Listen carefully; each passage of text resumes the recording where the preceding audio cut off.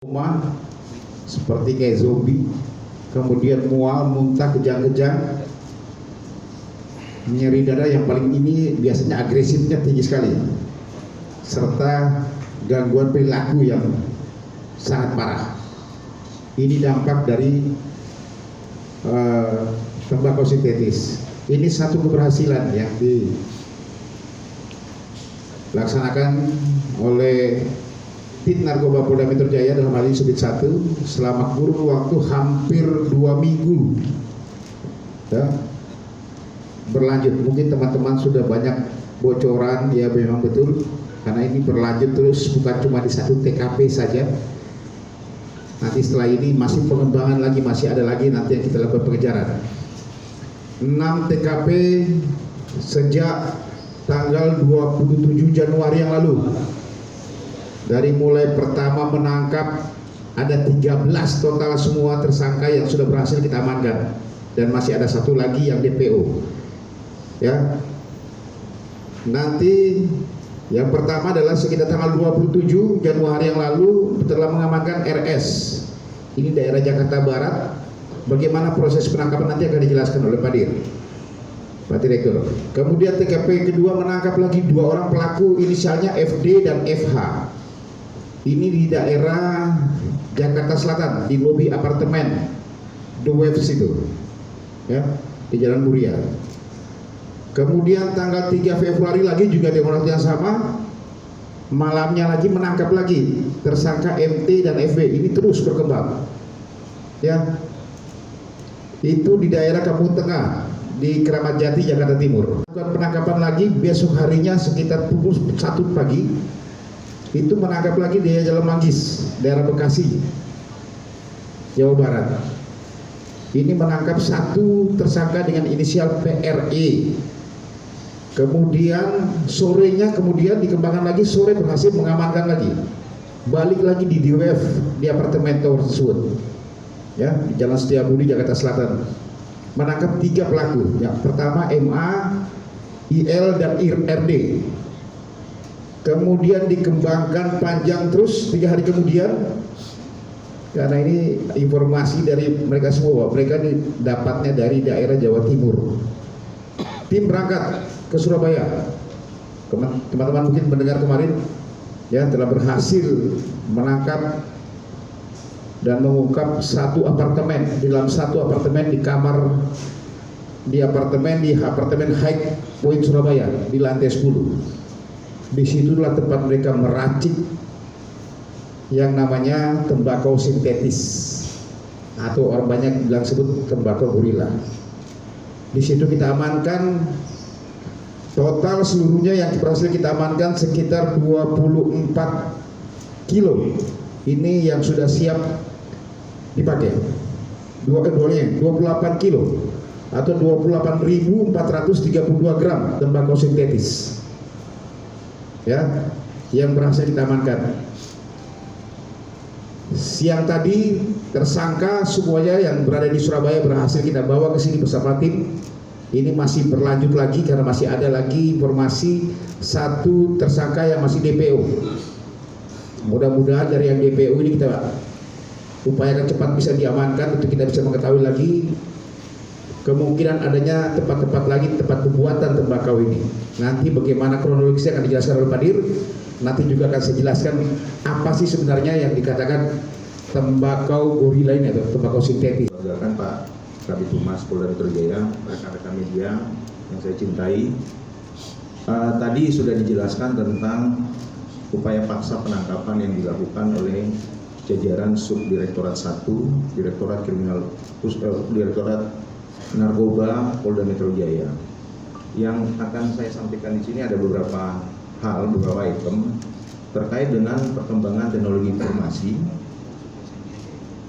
Itu membawa dampak tersendiri bagi kejahatan yang dilakukan. Rekan-rekan ketahui bahwa di kalangan penegak hukum, khusus untuk polisi anti narkotik di seluruh dunia, saat ini lagi ngetren dengan adanya istilah, satu adalah dark web, ya, dark web. Kemudian yang kedua the use of internet for narcotic atau for drugs purposes. Di depan rekan-rekan sekalian ini adalah bahan-bahan yang sudah diungkap, tapi kaitannya juga dengan penggunaan website maupun penggunaan beberapa akun media sosial untuk menjual atau untuk memperdagangkan tembakau sintetis ini. Jadi kalau bisa saya jelaskan bahwa the use of internet for narcotic purposes ini ada beberapa masukan yang sudah kita kembangkan dari 10 atau 1 pekan yang lalu. Kemudian dari pelapor atau pengguna yang ada yang kita tangkap, kemudian kita kembangkan, berkembang bahwa yang bersangkutan membelinya dari reseller atau beberapa akun-akun online shop. Ya, akun-akun online shop itu tidak bisa kami sebutkan di sini karena untuk kepentingan penyidikan. Kemudian dari reseller ini ke atas lagi kepada salah satu akun, ya, katakanlah akun GT, itu dia gunakan di Instagram maupun Facebook yang mengajak pembelinya dengan market tertentu kepada suatu akun lain. Jadi lain itu ada semacam form yang harus diisi, kemudian dilakukan cek dan dicek oleh pemilik akun tersebut, kemudian untuk mendapatkan kepastian baru dijualkan. Nah, kemudian Jakarta 5 TKP, kemudian di Surabaya 1 TKP, mereka pun membuat atau memasak barang-barang ini itu di 2 tempat berbeda. Yang pertama di Kabupaten Nganjuk, yang kedua di Kota Malang. Lalu setelah itu di packaging di Surabaya, kemudian dibagi-bagi. Nanti akan dijelaskan oleh pembuatnya langsung kepada rekan-rekan sekalian sebagai gambaran, sebagai edukasi kepada masyarakat tentang bahaya penggunaan tembakau sintetis ini. Di packaging pun itu bermacam-macam. Kemarin sudah dijelaskan oleh Kasubit 1, ada yang berwarna hitam, ya, itu harganya 2 juta. Isinya per plastik itu 100 gram. Kemudian ada yang berwarna coklat, di depan rekan-rekan sekalian, itu isinya 600, harganya 600.000. Isinya 50 gram.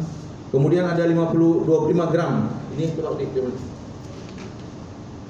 Ini isinya, nah, ini isinya 25 gram, harganya 400.000.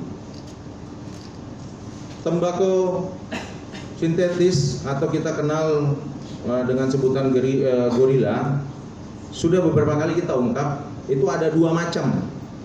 Yang pertama berbentuk liquid, kemudian yang kedua berbentuk ini. Kalau berbentuk liquid itu bisa dicampurkan kepada HP yang sering digunakan, dan itu pada kurang lebih bulan Oktober atau November 2019 sudah kita ungkap. Bahkan teman-teman wartawan sudah kita ajak ke tempat pembuatannya di home industry di daerah Cilandak.